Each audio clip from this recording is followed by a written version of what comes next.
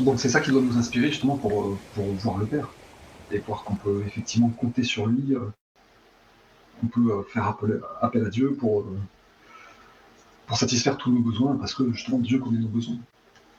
Et il nous a expliqué avant que c'est nos propres pensées qui défaisaient le travail du Père. Nos plaintes, nos inquiétudes, notre colère, notre jalousie. Et donc là, voilà, il va donc continuer à nous expliquer comment faire et surtout comment atteindre le royaume des cieux. C'est un petit peu ça la question. Le royaume des cieux est en nous. C'est un état d'esprit, de conscience que Dieu satisfait tous les besoins. Donc comment se tourner vers Dieu systématiquement au lieu de compter sur nous-mêmes, quoi. Donc allons-y, donc c'est le paragraphe 56. Il nous a décrit avant voilà, le travail du Père dans les champs, le blé qui croît tout seul une fois qu'on a planté les semences. Il nous dit que tout ça, c'est l'activité du Père qui est la vie intelligente de l'univers. Quand vous entrez dans le royaume de Dieu, vous vous sentez bien, vous vous sentez heureux et joyeux.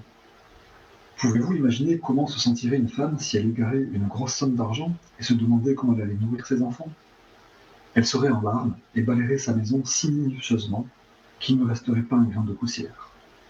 Alors, cachée dans un coin sombre, elle trouve la précieuse pièce d'argent et immédiatement ses larmes sont séchées. Elle commence à sourire et puis se sent si vivante et si joyeuse qu'elle se précipite hors de sa maison et invite ses voisins pour faire une fête de célébration.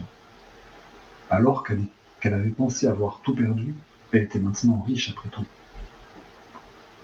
Il en est ainsi lorsque vous trouvez le royaume des cieux, le royaume de Dieu. Au lieu des larmes et des pleurs, de la faim et de la maladie, vous trouvez la paix, la joie, l'abondance et la santé du royaume de Dieu. Vous ne connaîtrez plus jamais un quelconque manque. Le royaume de Dieu peut aussi être comparé à un homme très riche qui était marchand de perles toute sa vie. Il avait voulu trouver une perle spéciale qui éclipserait toutes les autres. Elle serait sans défaut et parfaite, et il serait envié par tous les autres marchands. Un jour, il trouva une telle perle, belle au-delà de toute imagination, plus parfaite que toutes les autres. Il vendit tout ce qu'il possédait, il abandonna tout ce qu'il avait accumulé pour acheter cette perle, et il fut plus heureux que tout ce dont il avait rêvé. Qu'est-ce que cela signifie? Cela signifie que toutes les choses qu'il avait autrefois appréciées dans sa vie, sa maison richement meublée, ses biens, son mode de vie, l'abondance de nourriture et de boissons, il les avait toutes abandonnées avec joie pour posséder le trésor qui n'a pas de prix. La connaissance le conduisant dans le royaume de Dieu, où le bonheur est un état d'esprit qui ne peut pas être troublé par le monde extérieur avec tous ses soucis et tracas. Le royaume de Dieu est en vous. Vous entrez dans le royaume de Dieu lorsque vous réalisez pleinement que le Père est actif à chaque instant en vous.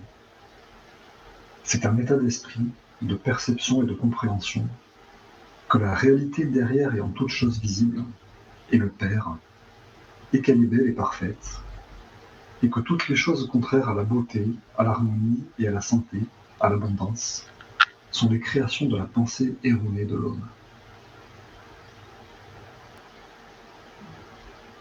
Moi, j'en suis pas là. Je suis beaucoup plus terre à terre. Quand j'ai trouvé quelque chose quand j'ai trouvé, pas quelque chose, quand j'ai trouvé des gens que je trouve merveilleux, j'ai envie de les faire se rencontrer. Ce partage-là. Là, ça commence, le paragraphe 56. Il dit, quand vous entrez dans le royaume de Dieu, vous vous sentez bien, vous vous sentez heureux et joyeux. Et donc, ces deux paraboles, elles servent à illustrer ça. À quel point vous vous sentez heureux et joyeux quand vous rentrez dans le royaume des cieux. Ces deux paraboles, elles servent à ça. Elles nous montrent qu'on se sent bien dans le royaume des cieux, comme une femme qui d'un coup retrouve ce qu'elle avait perdu, ou comme un homme qui, ça y est, a trouvé le truc qui le satisfera totalement, quoi qu'il se passe à l'extérieur. Il me semble que c'est ça, quoi. La première métaphore, c'est je me croyais victime de la maladie, je sais pas quoi, de la méchanceté, et je trouve le royaume des cieux, le contact avec Dieu, qui va garantir qu'il y a comment dire, tel que je croyais avoir tout perdu, et en fait, tout est garanti.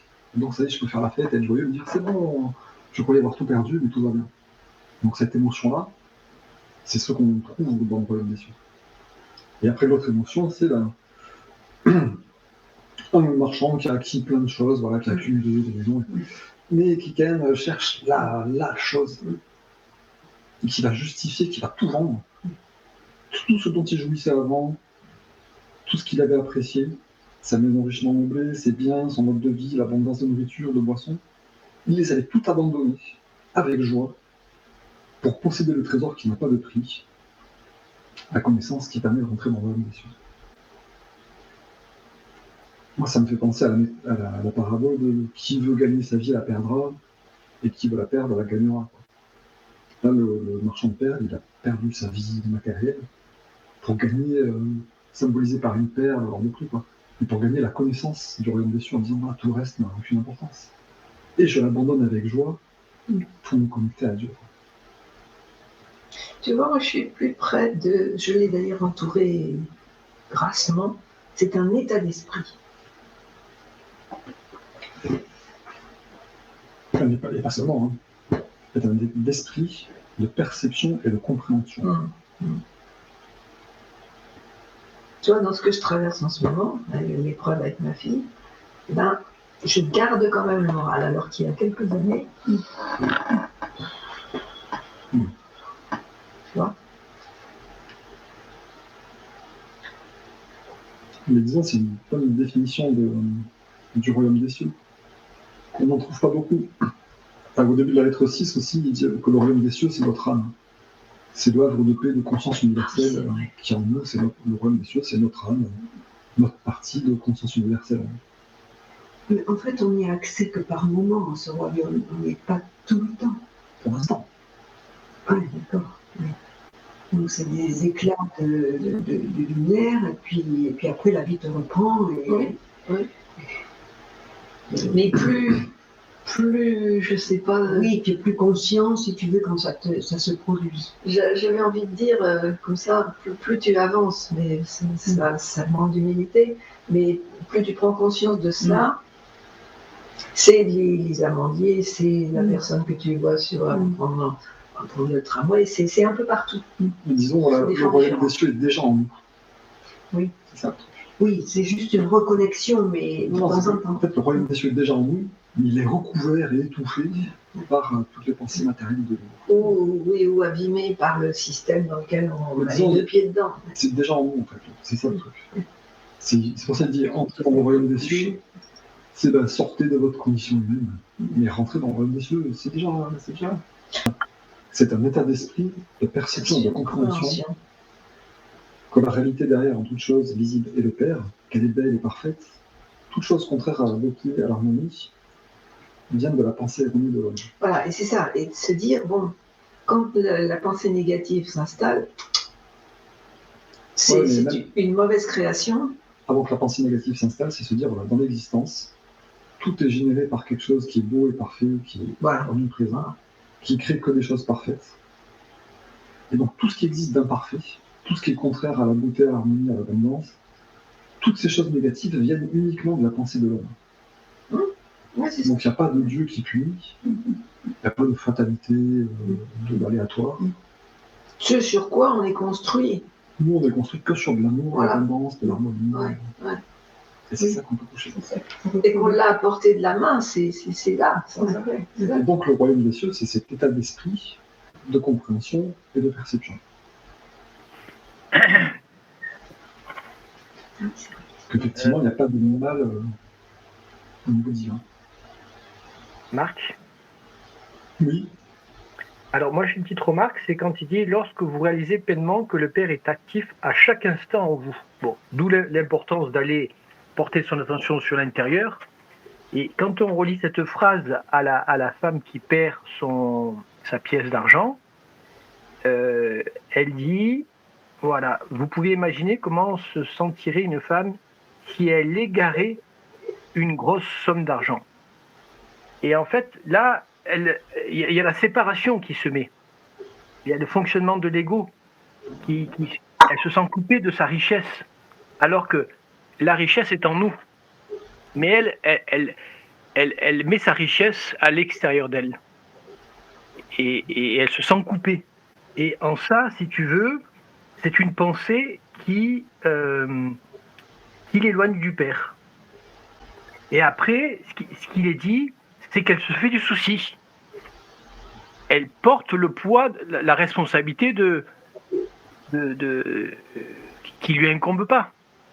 Tout vient du Père et tout repart au Père. Nous, on transforme ce qui nous est donné, mais tout nous est donné au départ. Et là, on voit que l'ego, pour moi, c'est un descriptif du fonctionnement de l'ego. Ouais, c'est une bonne parabole. Ouais.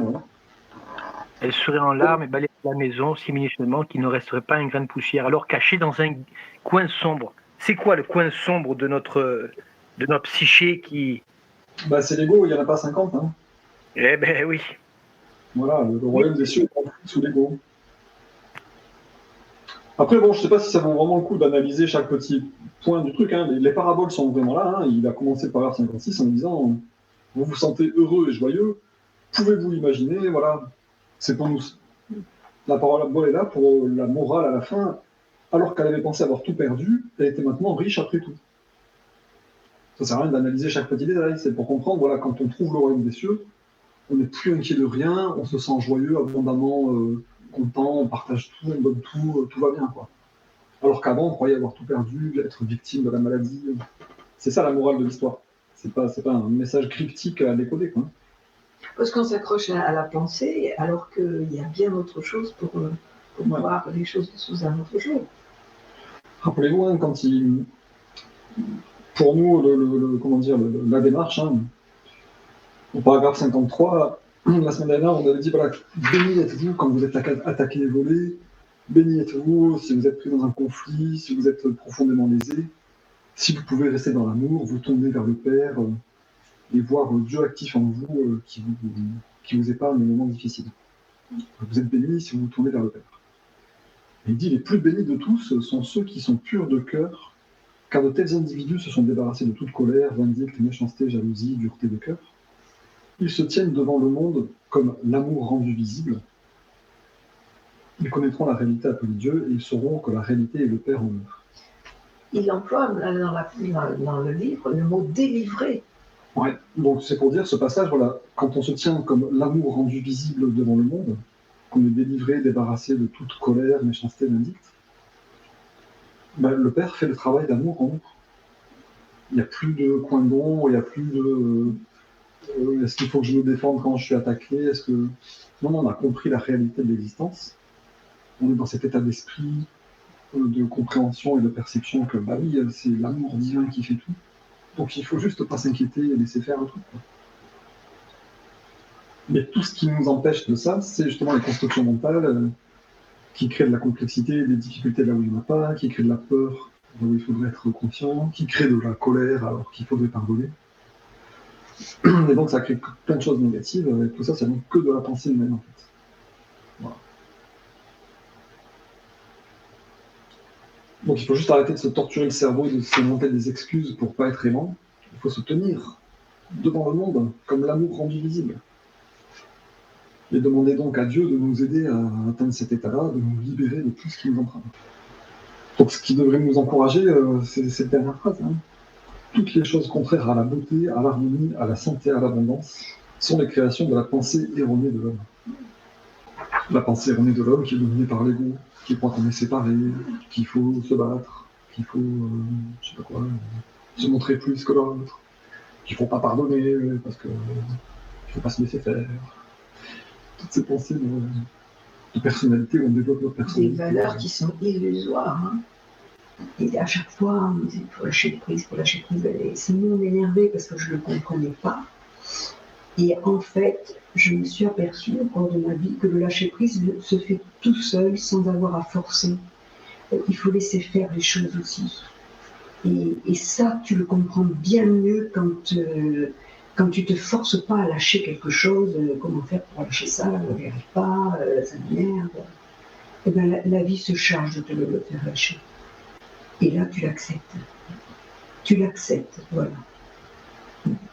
Ça me fait penser à ça, c'est aussi par rapport en fonction de mes expériences. Moi, cette question de lâcher prise, c'est difficile. Enfin, Moi, je sens beaucoup le côté égo dans justement ce truc de lâcher prise, parce que je me suis tellement donné du mal pour grandir de petit garçon à adulte, maîtriser le travail, le machin, et donc maîtriser par moi-même, que c'est comme si je redevenais un petit enfant, justement, et ça me frustre. De me dire, mais tout ce travail pour ça, pour ne plus faire ça, de désapprendre tout ce truc de maîtrise et de je m'assure, et je suis responsable. Non, il faut tout désapprendre et suivre le flou et écouter la voix intérieure qui est là plutôt que là-bas. Donc l'ego, il faut, ça demande de l'humilité, se dire, ok, ben j'arrête de m'affirmer, de me défendre. Non, je suis au service de l'amour. Se tenir comme l'amour rendu visible devant le monde, Oui. c'est une belle. Peut-être la personne qui va rendre service, qui va être polie, qui va adoucir les conflits, qui va être souriante quand on va lui faire la gueule, qui va parler poliment aux gens impolis. De nous-mêmes, on ne peut pas y arriver, c'est sûr. De moi-même, j'ai envie de bouger, de taper. Donc se tenir comme l'amour rendu visible devant le monde. Et c'est une chance d'étudier comme ça et de revenir comme ça sur les lettres, parce que moi je me dis, bon, bah, j'ai compris la théorie, je m'aperçois que dans la pratique, il y a encore un fossé à 8. C'est pour ça, intellectuellement, on a compris le truc, et chaque phrase se dit, alors, si on essaie de l'appliquer, comme une infusion, tu mets des plantes et dans de l'eau chaude, là, si on essaie d'infuser cette pensée dans la vie, pour qu'elle colore tout, je me tiens dans le monde comme l'amour rendu visible. Et parfois, certains soirs, je fais un peu le bilan de ma journée, je me dis, oh, là j'ai tout fou, pas du tout. Ah bah là, c'est pas mal. C'est assez productif, tu vois, l'acte de contrition. Oui, puis d'évaluation, j'ai bien Oui, réussi puis d'autres. Je me dis, bon, je stagne pas, ça va, j'ai avancé, j'ai reculé, mais bon. Bon, donc alors, continuons. Le paragraphe 57. Comme j'ai été attristé par vous qui souffrez, mais vous n'avez pas besoin de souffrir si vous écoutez ce que j'ai à vous dire. Mais je dois vous avertir que le chemin qui mène au royaume des cieux est difficile à suivre, parce qu'il signifie que, d'abord, vous devez vous confronter à votre moi. Pourquoi est-ce le moi auquel vous devez vous confronter ? Parce que de votre désir de protéger et de promouvoir votre propre bien personnel proviennent toutes vos pensées, paroles et actions égoïstes.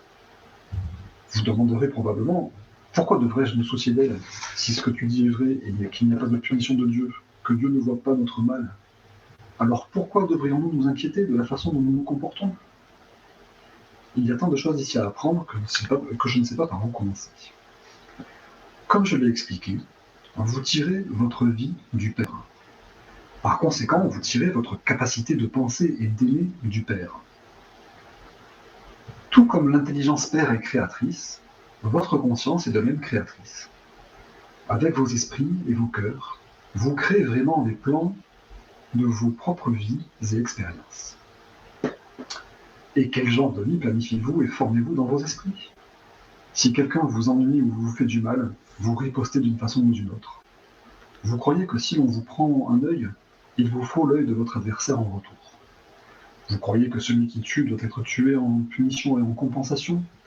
Vous croyez que celui qui vous vole doit en payer le prix? Que celui qui vous prend votre femme devrait être lapidé en même temps qu'elle? Vous croyez en l'exigence du paiement de tout mal qui vous arrive. Comme c'est dans la nature humaine de blesser les autres, et que vous a appris à riposter, vos vies sont une scène continuelle de guerre. Guerre à la maison, entre mari, femme, enfants et voisins, entre personnes publiques et entre nations. Votre père ne connaît rien de cette guerre dans vos vies. Par contre, il connaît le stress dans vos esprits et vos corps, provoqué par cette guerre. Mais il ne peut rien faire, rien pour apaiser votre douleur, jusqu'à ce que vous-même vous arrêtiez la guerre. Vous devez vous-même cesser de votre combat et vivre en paix avec votre famille, vos voisins, vos employeurs, les personnes publiques et les autres pays. Alors seulement, le travail d'amour-père pourra avoir lieu dans vos esprits, vos cœurs, vos corps et vos vies. Alors seulement, vous serez capable de reconnaître et de voir le travail d'amour être accompli en vous et pour vous par le Père. Rappelez-vous. Rappelez-vous aussi la grande loi. Vous récoltez exactement ce que vous avez semé. Vous ne pouvez pas cueillir des figues sur les ronces, ou des raisins dans les arbres épineux, ou moissonner du blé dans les mauvaises herbes. Pensez à cela et comprenez cette parabole, parce qu'elle est très importante pour vous. Pas seulement aujourd'hui, mais pour tous les jours et toutes les années à venir, et même pour l'éternité. Ainsi, si vous voulez changer vos vies, changez vos pensées. Changez vos paroles qui proviennent de ces pensées. Changez vos actions qui proviennent des pensées. Ce qui est dans vos esprits créera toutes vos expériences, vos maladies, pauvreté, malheur et désespoir.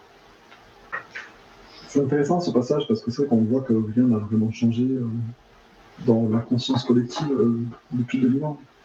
Vous croyez en l'exigence du paiement de tout mal qui vous arrive. Ça, c'est vraiment présent encore. On veut la réparation, on veut une compensation. On s'est mal garé, hop, on met une amende. On avait, hop, un feu rouge, amende, punition. Et donc, notre Père ne connaît rien de cette guerre. Par contre, il connaît le stress que ça crée dans nos esprits, dans nos cœurs. Il ne peut rien faire pour apaiser notre douleur, jusqu'à ce que nous-mêmes on arrête la guerre. Vous devez vous-même cesser de combattre, cesser votre combat, et vivre en paix avec votre famille, vos voisins. Et alors seulement le travail d'amour-père pourra avoir lieu dans vos esprits, vos cœurs, vos corps, vos vies. Moi, ce que j'aime beaucoup dans l'enseignement des lettres, entre autres, c'est la cohérence. On dit voilà, tout a été créé par la conscience père-mère. Vos esprits sont tirés de la conscience père-mère. Ils sont aussi créatifs et créateurs en pensée et en action. Et donc, si vous croyez en la guerre, vous allez créer la guerre. Si vous croyez en la punition, vous allez créer la punition. Et du coup, ça donne du sens au monde tel qu'il est aujourd'hui, malheureusement. Et c'est pour ça qu'en changeant nos esprits, en changeant notre conscience, on va changer notre monde. Oui. Donc c'est très cohérent, c'est très logique tout ça. Il n'y a pas de... Tu sais, les croyances matérialistes de l'homme est un loup pour l'homme, la vie est dure, ce que va raconter un participant après, là, va dire oui, mais la vie est dure, les habits sont durs à trouver, la nourriture est chère. Et donc le Christ lui dit, si tu crois en ça, ta vie sera difficile. C'est l'antipode de ce qu'on a entendu. Enfin, moi, c'est ce que j'ai entendu toute mon enfance. Et ce qui est intéressant, c'est que c'est cohérent. On se dit, effectivement, si c'est notre pensée qui crée, on aura beau avoir tout ce qu'on voit à l'extérieur, l'ONU, les lois, les machins, tant qu'on entretient cette croyance de exigence du paiement du mal, on fera la guerre. Tu m'as marché sur le pied sans faire exprès. Ah oui, mais ça m'a fait mal, donc tu me donnes €1. Tu vois, ou dire, ok, mais c'est pas grave, on travaille pour corriger le mal, pour corriger l'insatisfaction avec l'aide divine.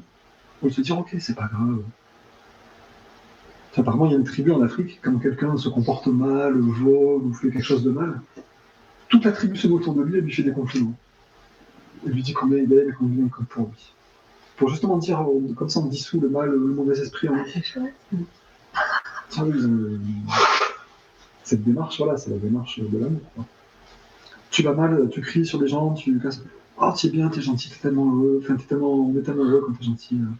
Et le mec, tout de suite, voilà, ça dissout tout le mal en lui. Les louanges, le remerciement de l'expression de la vie en lui. T'es tellement utile, t'es tellement fort, t'es tellement perspicace, tu nous aides tellement quand il est. Vous tirez votre vie du Père, par conséquent, vous tirez votre capacité de penser et d'aimer du Père. Tout comme l'intelligence Père est créatrice, votre conscience est la même créatrice. Avec vos esprits et vos cœurs, vous créez vraiment les plans de vos propres vies et vos expériences. Ça, c'est la chose vraiment qu'il faudrait croire profondément. Donc c'est là qu'on voit qu'on est vraiment les artisans de notre vie. En disant, voilà, on tourne toujours mon esprit vers l'amour, la joie, l'abondance. tout ce qui pousse, tout ce qui croît, la santé, uniquement là-dessus. Si je mets mon attention uniquement là-dessus, je vais me faire une belle C'est vie. dur. Il donne des endroits où il introduit cette fabuleuse parabole de on reconnaît un arbre à ses fruits. Ah oui, c'est bon ça. Vous récoltez exactement ce que vous semez. Il va dire avant, voilà, quel genre de vie planifiez-vous si vous ne vous confrontez pas à votre moi. Votre moi vous dit que quand vous êtes lésé, il faut léser l'autre. Quand on vous prend votre œil, il faut prendre l'œil de l'autre. Votre moi vous dit qu'il faut le paiement pour le mal. L'exigence du paiement pour le mal qui vous arrive. Mais en fait, c'est à vous voilà, de faire la paix. Donc, confrontez-vous à votre moi, surmontez votre envie de faire la guerre, faites la paix. Alors seulement le Père pourra faire son travail en vous. Et rappelez-vous, pour vous aider à vous discipliner, que vous récoltez exactement ce que vous avez semé.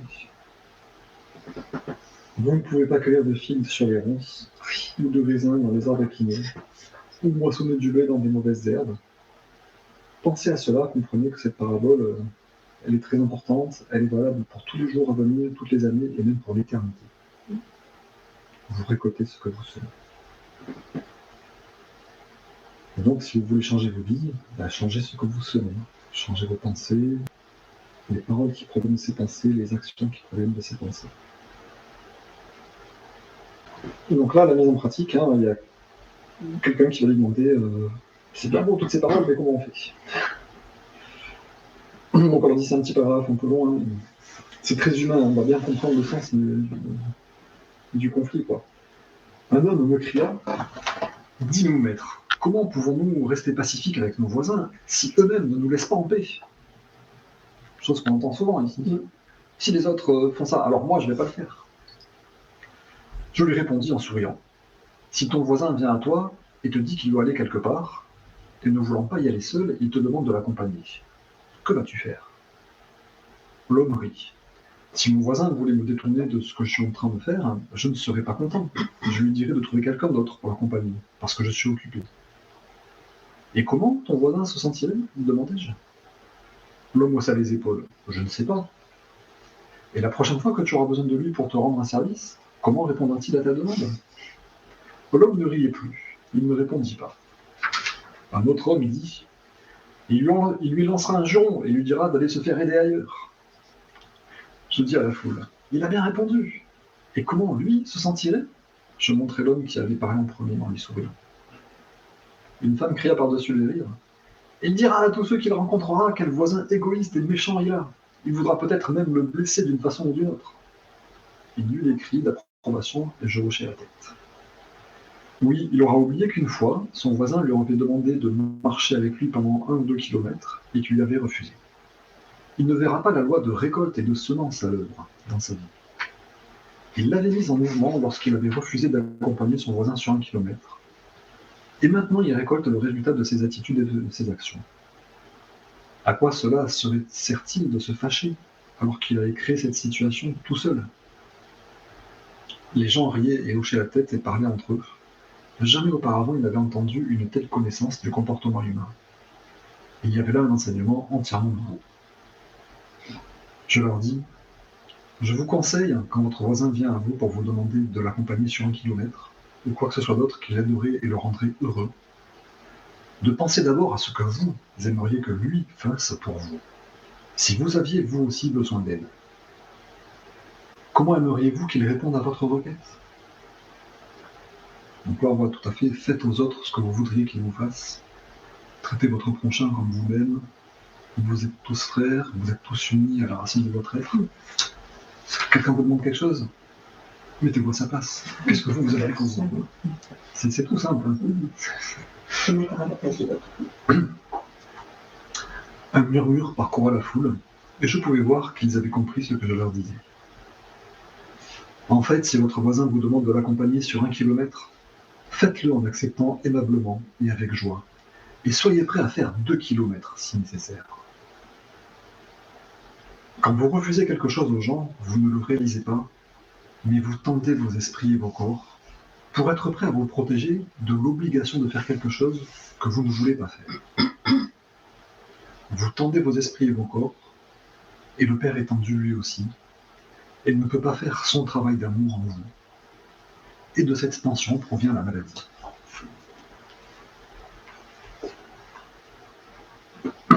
Donc là, voilà, on a une description de la justification le travail d'amour est garanti.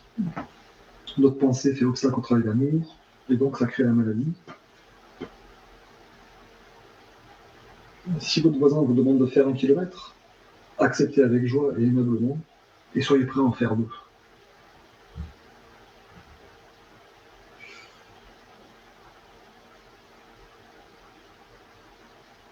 Parce que si vous refusez de faire quelque chose, vous tendez vos esprits et vos corps pour être prêt à vous protéger de l'obligation de faire quelque chose que vous ne voulez pas faire.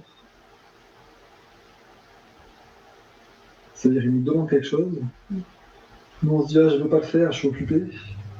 Donc, je me mets en défense pour justifier que non, je ne veux pas répondre, alors qu'instinctivement, l'amour en moi me dit, c'est ton frère, il faut l'aider, il a besoin d'aide.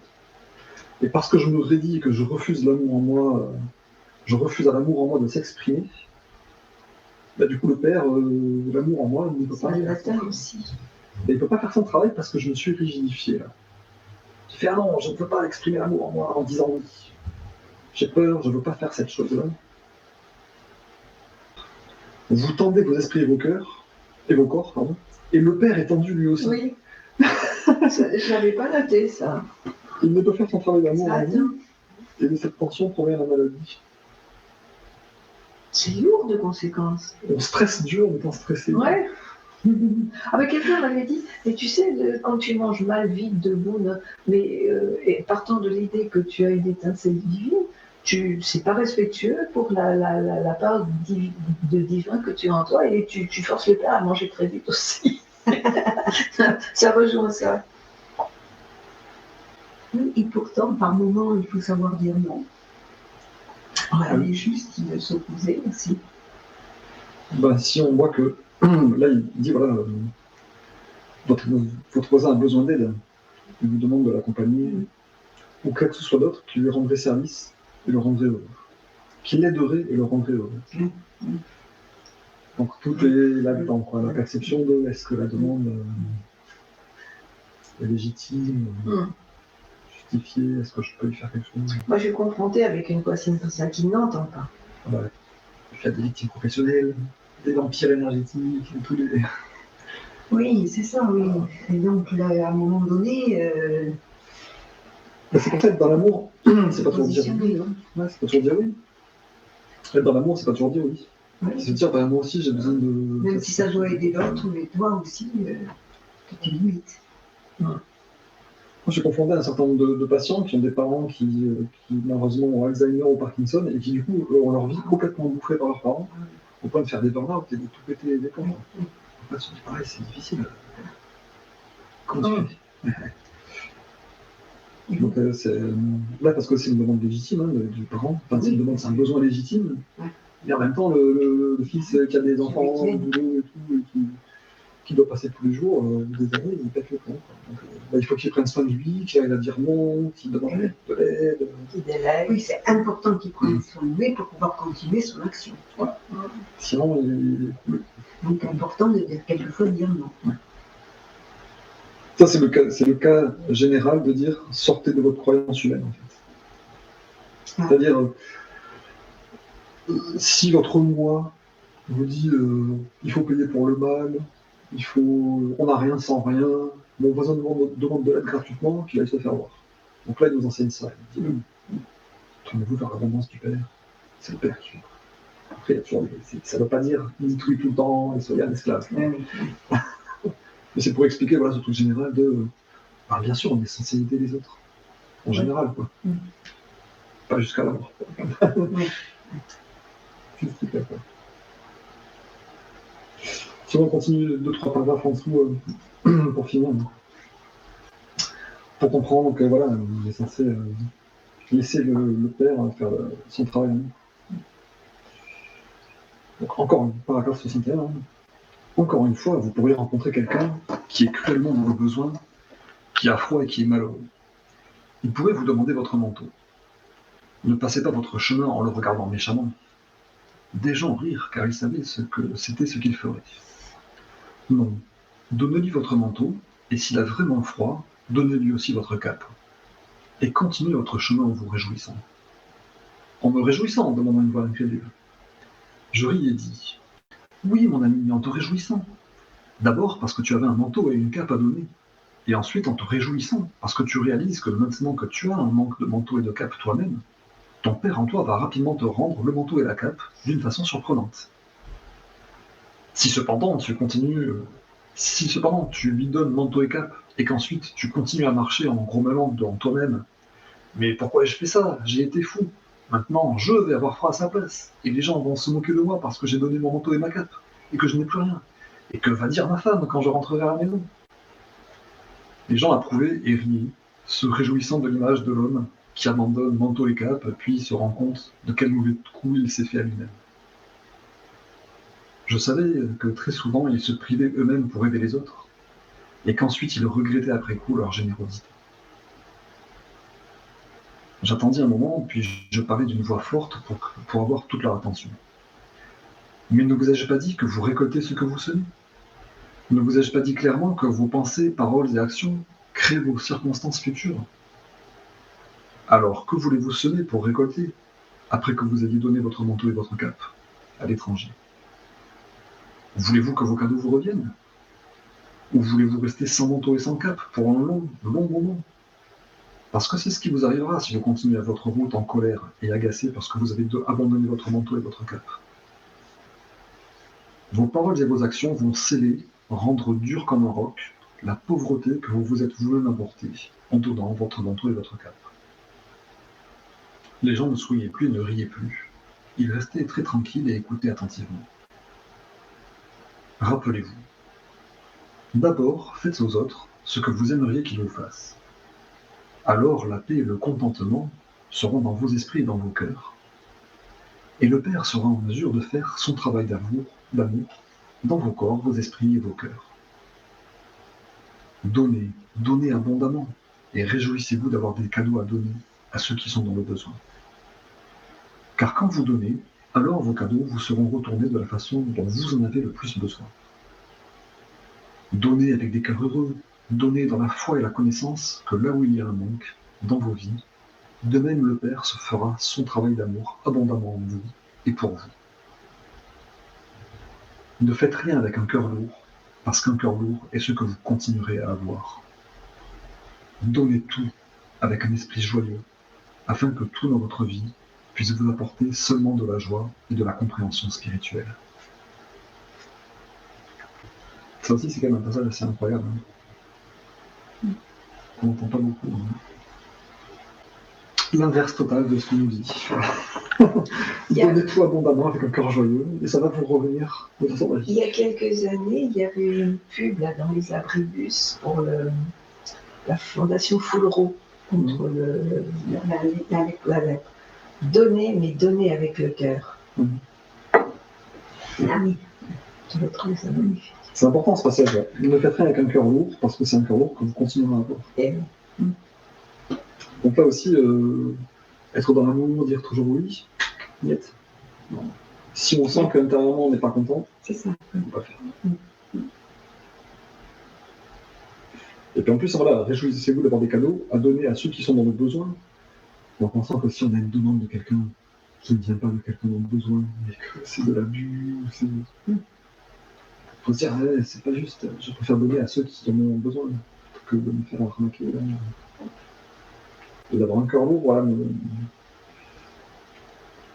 ça, c'est comme dites la vérité.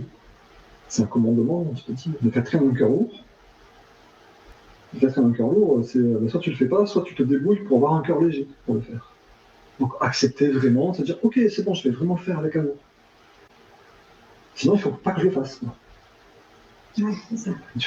Donc quand je n'arrive pas à avoir un cœur léger, il faut que je me dise, non, je ne peux pas le faire, j'ai pas envie. Ouais, ouais. Pour l'assumer, Ah oui. c'est seulement à assumer. J'ai un cœur lourd, je n'aime pas travailler ce matin.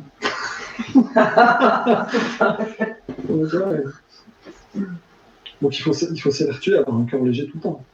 Donnez tout avec un esprit joyeux. C'est dur de continuer en ouverture. Oui.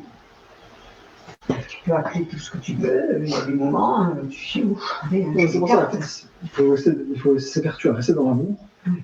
mais il y a un moment se dire, là, j'y arrive plus, Oui. donc il faut que je me retire. Oui. En fait. Ensuite, il faut se protéger aussi, parce que Le courage de dire, bah, j'ai pas réussi, on peut sombrer, quoi. ok, ça passe pas, je sais pas. Donc ne pas forcer, Oui. ne pas rentrer dans l'ego, la dispute et le... Ce qu'on Voilà. fait toujours, quoi. Oui. Oui. Tu n'as pas entendu, je vais m'expliquer un peu plus, et cette fois, il va comprendre. Moi, le premier, je suis fait en faire ça. Du coup, il faut s'abstenir de ça, c'est dire non, soit C'est ça, je demande à la vie divine qu'est-ce qu'il faut faire. ça marche pas, j'y arrive pas. Il faut dire oui, oui en souriant. Il faut lui expliquer un peu plus patiemment. Il faut dire ok, je vais aller faire un petit tour. Oui, seulement tu t'es pris entre-temps l'agressivité et voilà. Et ce que tu fais de ce paquet. Il faut prier pour être Oui, ça, c'est ça. Ça, c'est le seul truc, c'est de dire ok, bon, je me suis fait empêtrer dans cette vibration de l'ego, je suis dans la colère et dans le danger un peu. Mon Dieu, enlève-moi tout ça là. Remplis-moi d'amour, de joie. Avant, j'étais dans la joie. Nettoie-moi de tout ça là. Ça va aller bien. Tout va aller bien. Faut pas vouloir justice ou réparation. En fait, moi je me suis rendu compte de ça vraiment. Il faudrait vraiment vivre en étant quitte avec tout le monde tout le temps. Sans se dire, ah j'ai pas réussi à lui dire, ah bah la prochaine fois, non, il faut arrêter tout ça. Quoi. Se dire, ok, j'ai pas réussi à lui dire, bon, bah, c'est pas grave. On verra la prochaine fois, mais je ne le veux pas, c'est pas grave. Je m'en fiche. Arrête d'arrêter, c'est bon, le soleil. Oui, après tu vois la promotion. Mais c'est chaud. Hein. On voit bien la conscience humaine qui nous donne le cœur lourd.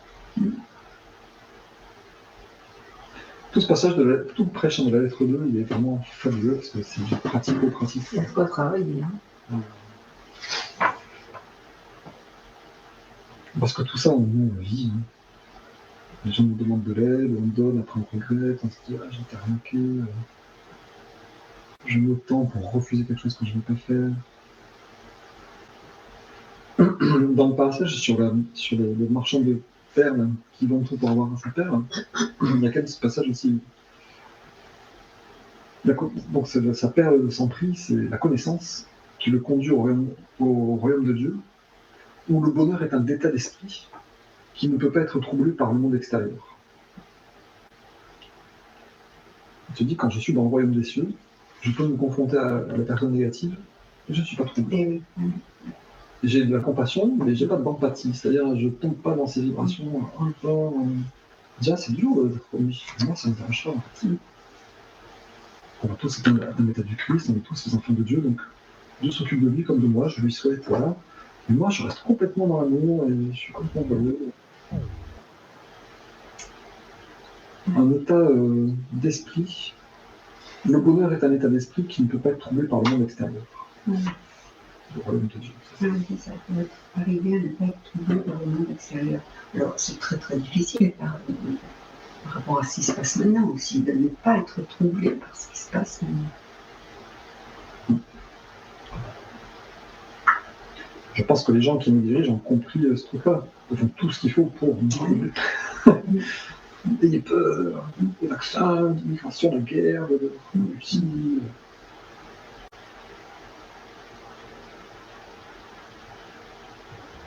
Ça demande un énorme travail, je trouve.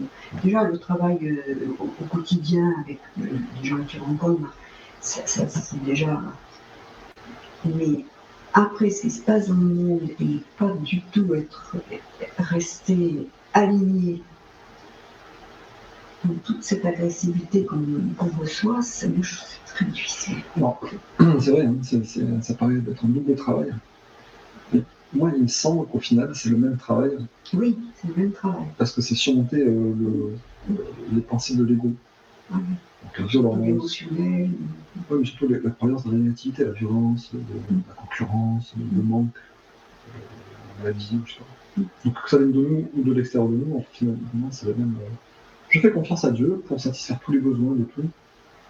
Si à la guerre, je courrais entre les bombes, je ne serais pas bombardé. Si à la maladie, je ne serais pas atteint. Si Dieu va s'occuper de tout. Et pareil, moi, comment je vais payer mon loyer, comment je vais répondre à lui qui me harcèle, pas dur, moi, va m'aider.